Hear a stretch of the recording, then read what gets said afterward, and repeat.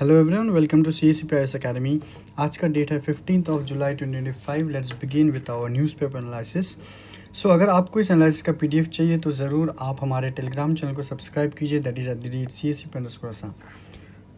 Before starting with the analysis, I would like to inform and I'm very glad on the part of CSCPIS Academy that our Mayur Chaudhary sir, he will be taking and guiding students for the purpose and he will put the light on the type of preparation, how you will conquer the APSC CC 2026 आने वाले साल में जो APSC होने वाला है, the next attempt that you will be giving, whether you are fresher or whether you are preparing for some time, तो आपको कैसे प्रोसीड करना है उसके बारे में सर बहुत अच्छे से गाइड करेंगे।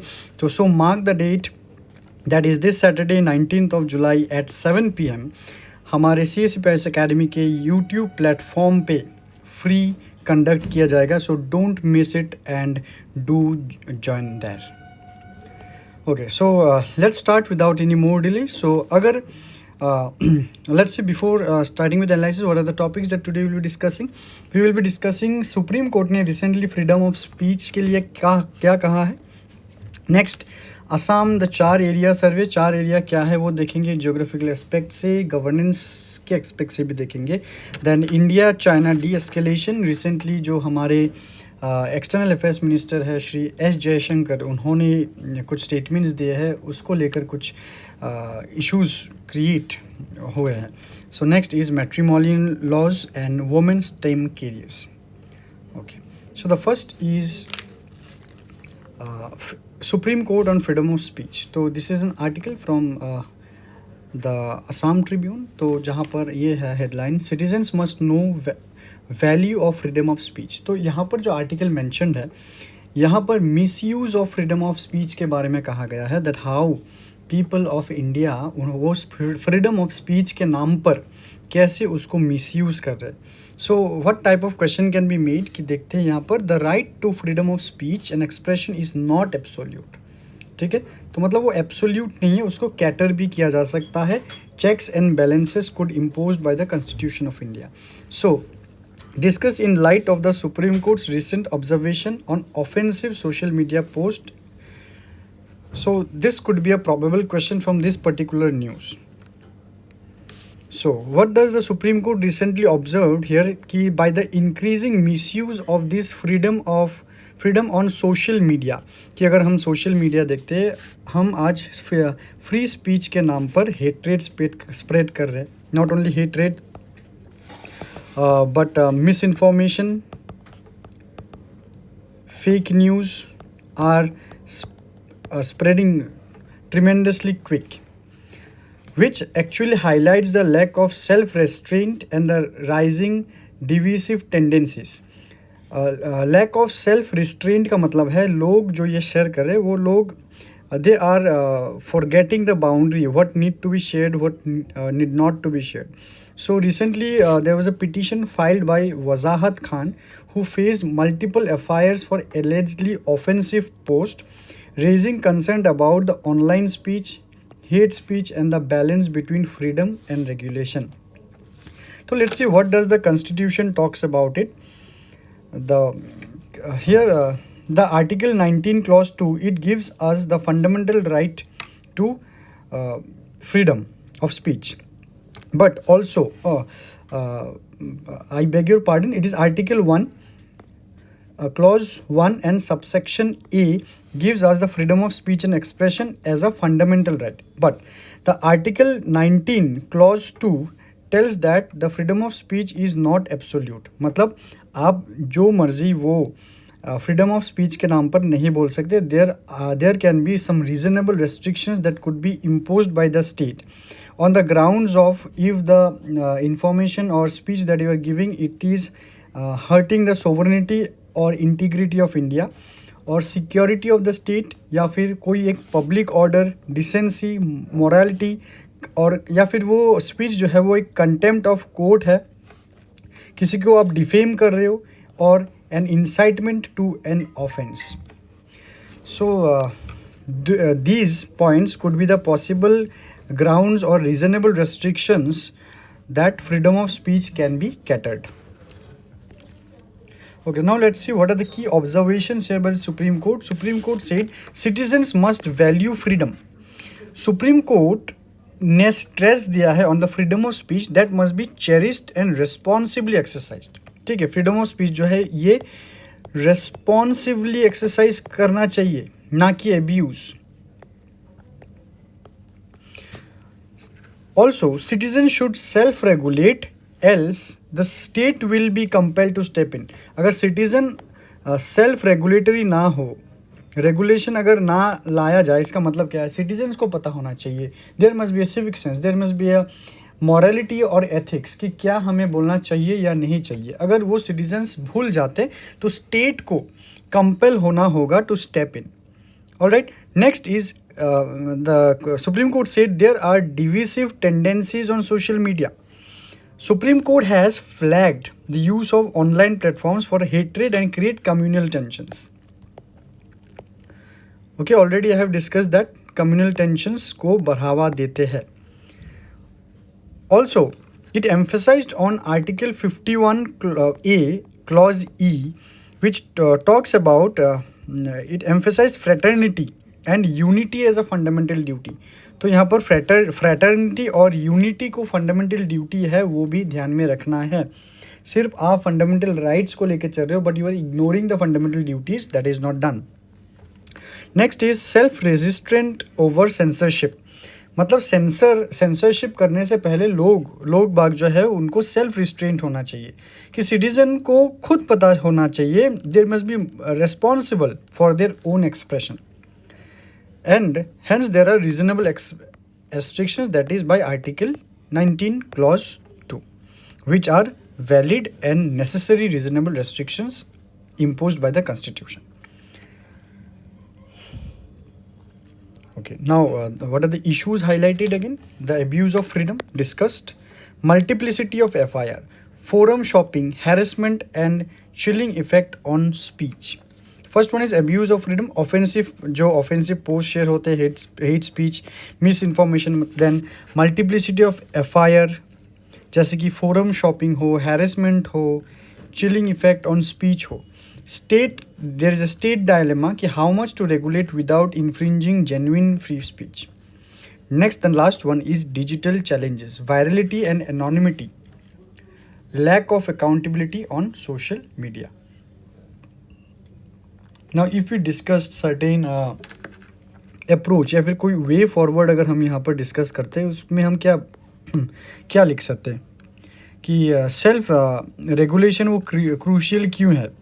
क्योंकि लॉ जो है ना वो एवरी इंडिविजुअल स्टेटमेंट को रेगुलेट नहीं कर सकता है. अगर कोई स्टेटमेंट इशू करूँ, आप अगर स्टेटमेंट इशू करो, जो लॉ है या फिर गवर्नमेंट है, ईच एंड एवरी वन को रेगुलेट वो नहीं कर सकते एट इंडिविजुअल लेवल. ओके, और सर इसीलिए सेल्फ रेगुलेशन क्रूशियल है to also exercise that excessive censorship जो है वो डेमोक्रेसी को अंडरमाइन करेगा. अगर हर एक बात पर अगर सेंसरशिप लगाया जाए, सुप्रीम कोर्ट को अगर या सॉरी लॉ को अगर सेंसरशिप लगाना है तो वो एक स्पीच के स्पेक्ट्रम पे लगाएगा, नॉट कि ईच एंड एवरी स्पीच पे. स्पेक्ट्रम होगा तो उसमें बहुत सारे स्पीच आ जाएंगे which will literally undermine the concept of democracy. Then social harmony relies on fraternity and tolerance. तो लोगों को आपस में ये समझना चाहिए. That's why self regulation is crucial. तो ये होगा एक वे फॉरवर्ड की फर्स्ट थिंग कि लोग बागों को सेल्फ रेगुलेटरी होना चाहिए. नेक्स्ट ऑल्सो अगर हम सेल्फ रेगुलेशन के चैलेंजेस अगर हम यहाँ पर देखते हैं क्या होगा, जैसे lack of awareness of constitutional duties. लोग बागों को पता ही नहीं है कि कॉन्स्टिट्यूशनल ड्यूटीज़ क्या है, उनको कैसे फॉलो करना है. Then people are also very much vulnerable to polarisation. तो वो कुछ एक बात सुनने पर वो ज़्यादा भड़क जाते हैं without any judgement. Alright, so these are something that to be discussed from the article. Let's start with the next news. That is Assam Char Area Survey. तो क्या है आज असम ट्रिब्यून की न्यूज़ में, government begin survey of the 4 areas in the state. तो questions कुछ तीन questions यहाँ पर बनाए गए हैं. जैसे discuss the challenges governing in riverine 4 areas. तो हमें देखना है पहले कि ये 4 एरियाज है क्या. Examine the link between the 4 areas and the implementation of clause 6 of the Assam accord. तो what is the relation between clause 6 Assam accord और 4 एरियाज। 4 एरिया जो है वो तो ज्योग्राफी का कुछ लग रहा है, और कॉन्स्टिट्यूशन में जो क्लॉज 6 है वो आर्ट एंड कल्चर का कुछ लग रहा है। ठीक है। How can modern technology aid in resolving land and demographic disputes in riverine area. Okay, let's see. So first of all what do we mean by 4 areas. 4 areas जो है वो टेम्पोररी रिवराइन आइलैंड है, temporary riverine islands है, या फिर वो कुछ sand bars है। सैंड बार का मतलब होता है कि एक बड़े से piece of land which are mostly covered with the riverine sands, तो वो है sand bars, and which are mostly formed by sedimentation mostly on the Brahmaputra and its tributaries. तो ब्रह्मपुत्र के सेडिमेंट से वो रिवराइन आइलैंड या फिर सैंड बार्स फॉर्म होता है। कुछ 4 एरियाज जो है वो परमानेंट भी होते हैं, हर कोई टेम्पोररी नहीं है, कुछ परमानेंट भी होते हैं। कुछ सीजनल है, which are generally submerged during floods and re-emerge in winter। कौन से? सीजनल। विंटर में वो रीमर्ज होंगे और मानसून के टाइम वो सबमर्ज्ड हो जाएंगे। Also if you take into consideration about the distribution of 4 areas, तो अगर हम मेजर 4 एरियाज देखते हैं,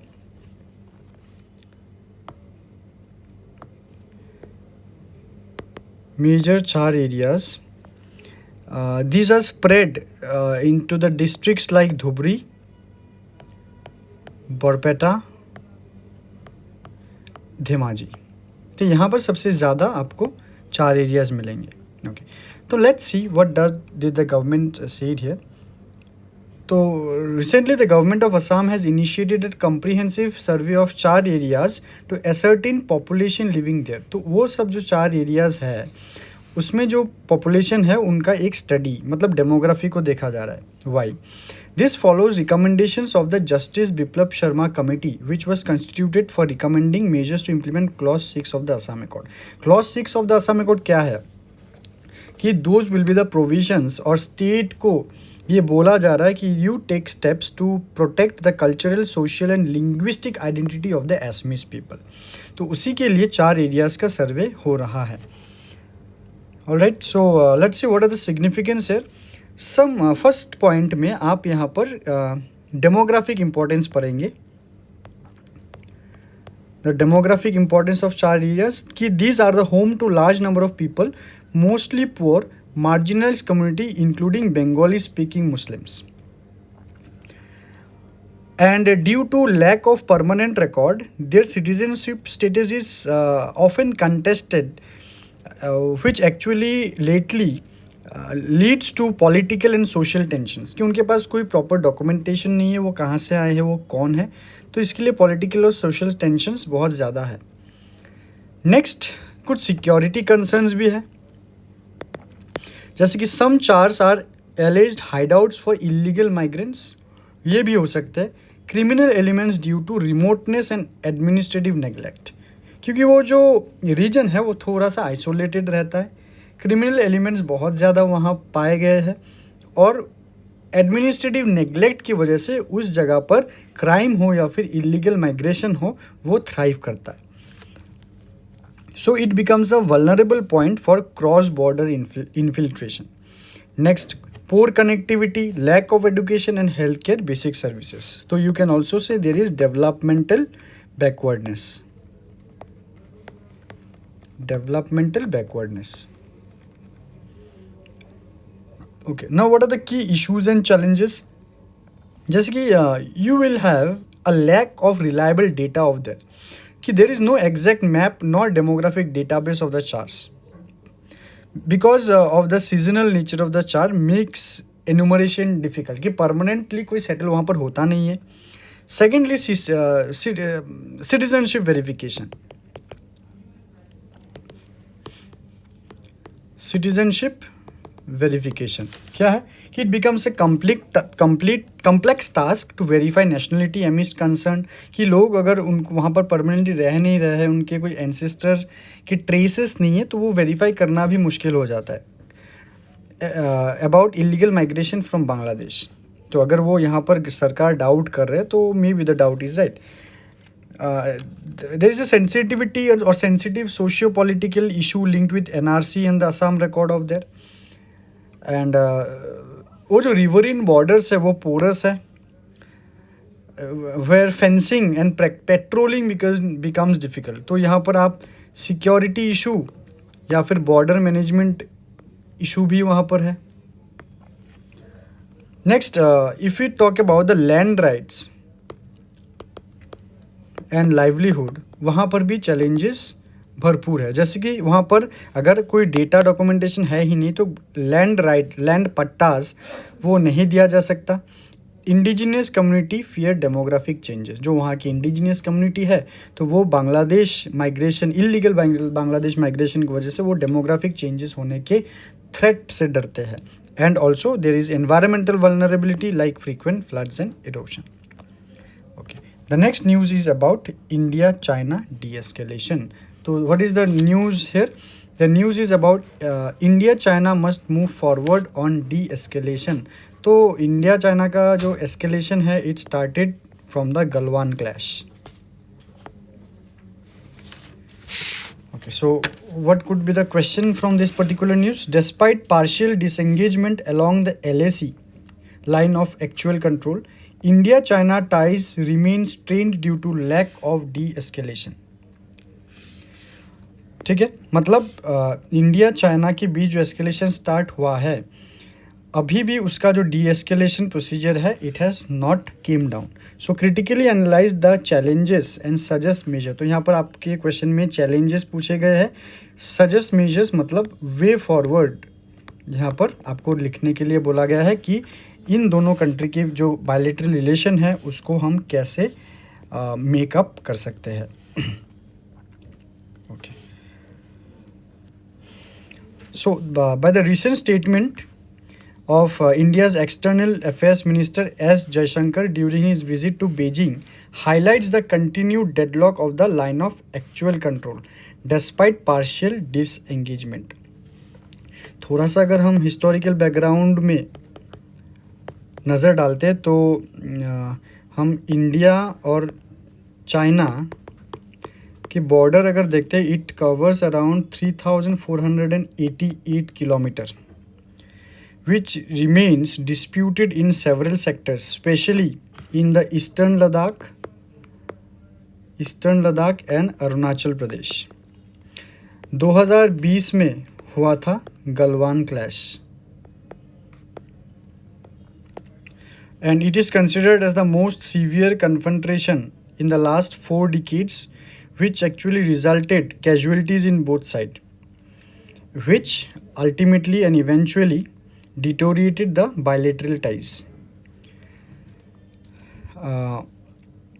Next is about, if we see about the disengagement, कि India and China it has achieved partial disengagement in some friction points along LAC like in Galwan and Pangong Tso, but वो जो de-escalation है वो अभी भी पेंडिंग है क्योंकि विड्रॉल ऑफ लार्ज ट्रूप्स और डिप्लॉयमेंट्स एंड सपोर्टिंग इंफ्रास्ट्रक्चर अभी भी पेंडिंग है।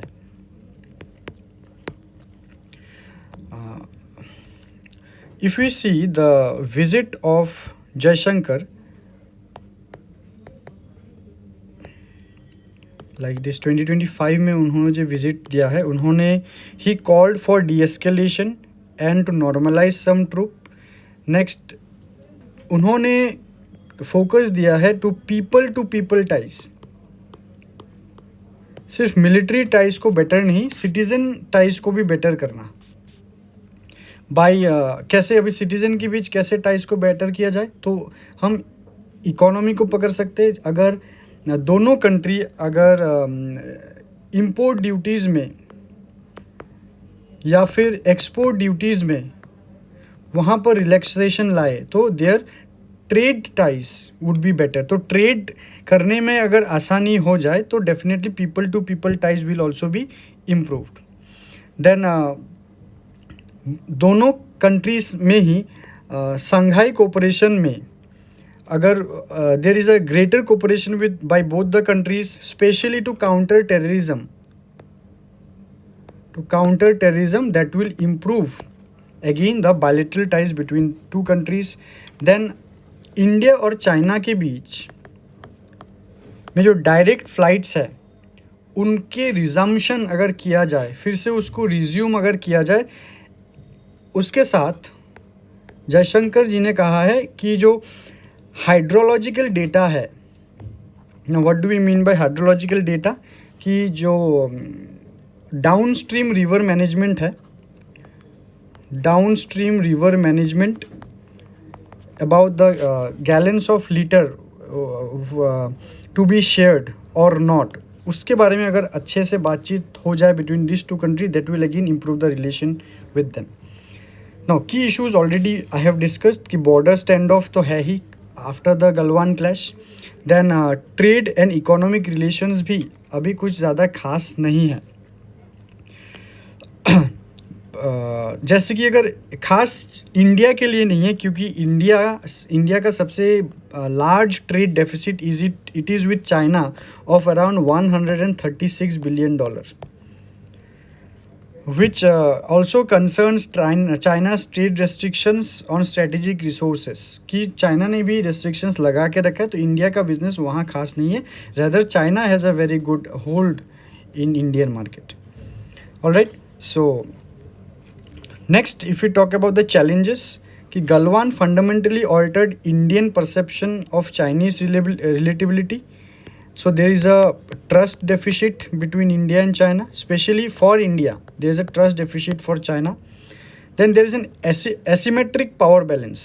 China's economic and military capabilities overshadow India's. If you go for comparing the military strength of India and China, you will definitely find that the forward place is taken by China. Also, both the leadership face nationalist pressure. Any compromise may be politically costly there. Next, India का जो अभी कुछ regional trade blocks के साथ relations अच्छे बनने start हो गए हैं, जैसे कि क्वाड के साथ। सो स्टूडेंट्स, आप मुझे कमेंट में ये बोलिए कि क्वाड में कौन से कंट्रीज़ है। Okay, so I request all of you to comment after the end of the video कि क्वाड में कौन से कंट्रीज़ है। नेक्स्ट, इंडिया और यूएस के बीच जो टाइज बेहतर है वो भी चाइना को बहुत ही ज़्यादा सस्पिशियस लगता है। So these are the things that has been discussed in this particular article. So the next article is about matrimonial laws. So what is the news about it? Marriage is spiritual union not a legal battle. Bombay high court flags misuse of matrimonial laws. So let's C.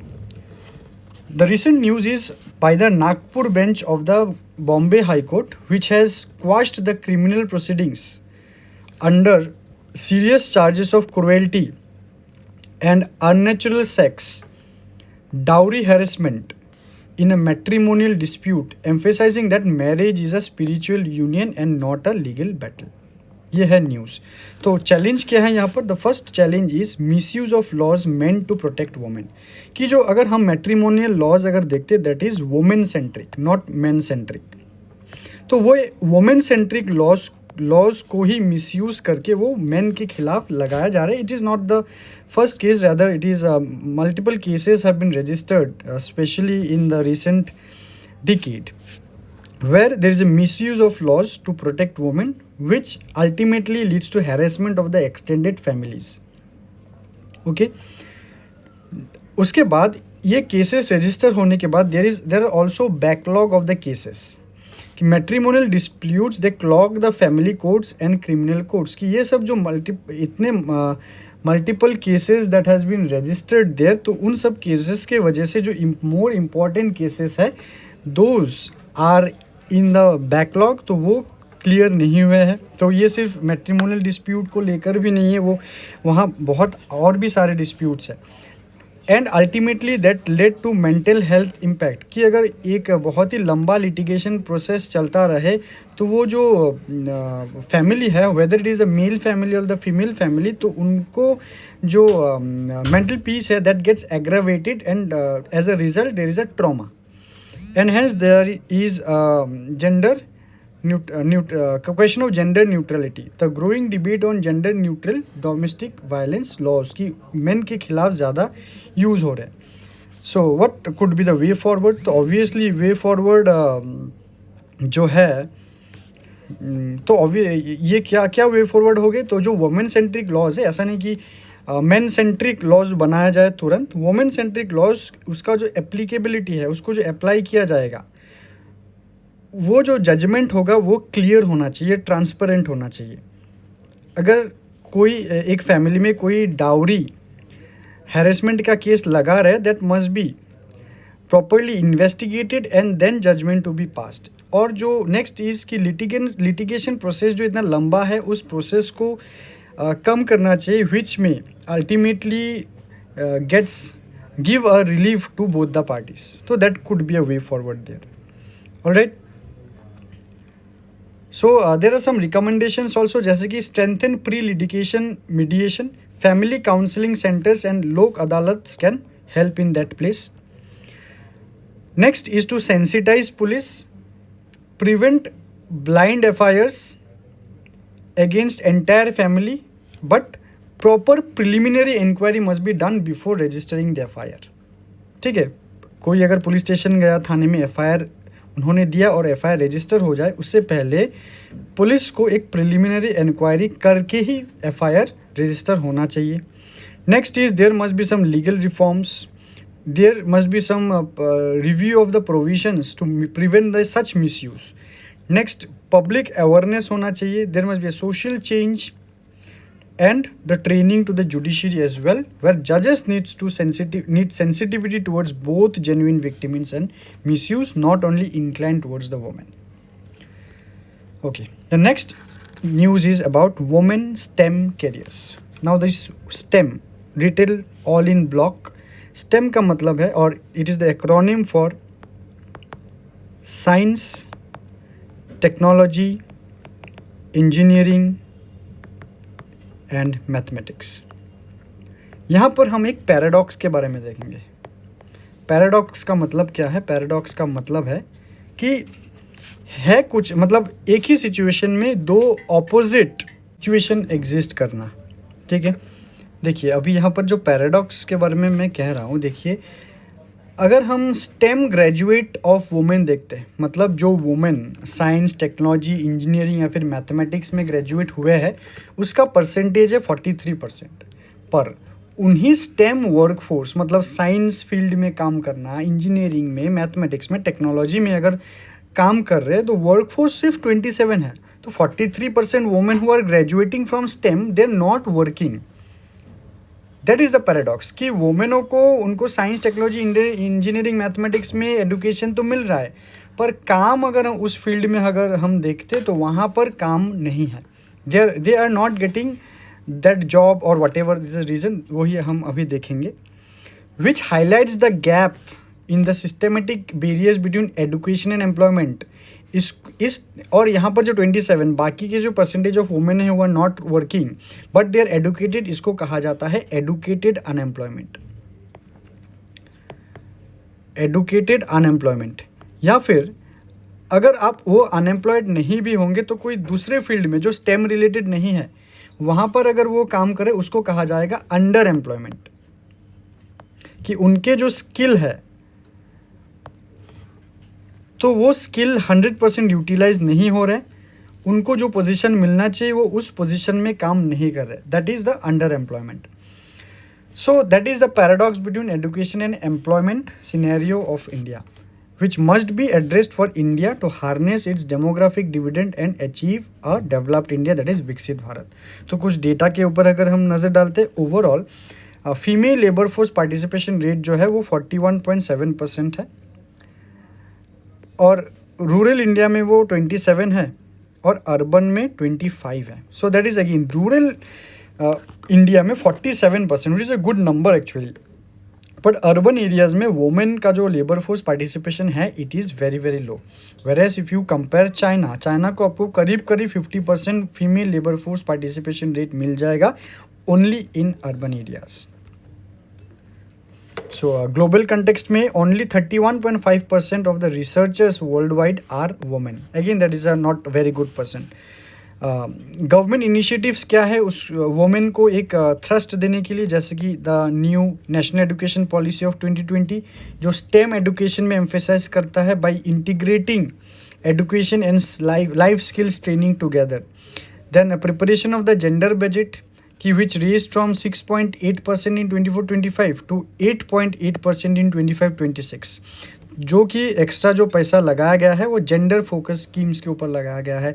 Then by the launch of skill India mission and PM Vishwakarma Yojana जो कि vocational skilling and which will be done in more in rural areas and this will also focus in women skill development. Next you know about the Beti Bachao Beti Padhao and the new budget 25-26 where the term loans for women entrepreneurs, new skill training institute and tech driven skill initiatives to be developed. All right, so that is all about from today's analysis. And lastly I would like to say that अगर आप preparation कर रहे हो या फिर preparation start कर रहे हो, CSCPIS Academy has started its new foundation batch जो कि एडमिशन्स आर गोइंग ऑन। तो यहाँ पर टाइम स्लॉट्स हैं, मॉर्निंग बैच, आफ्टरनून बैच और evening batch. As per your convenience you can take the admission. अगर आपको और भी ज़्यादा डिटेल्स चाहिए तो आप हमारे इस नंबर पे कॉल करके जान सकते हैं। So before we end the session I would request all of you कि आप हमारे इस वीडियो को लाइक कीजिए और जो क्वेश्चन मैंने आपको पूछा है इन दिस एनालिसिस तो उसका आंसर आप हमें कमेंट सेक्शन में ज़रूर लिखिए। और if you have any other queries from CSCPIS Academy you do write in the comment section and don't forget to subscribe our channel. Thank you so much. Till then, take care.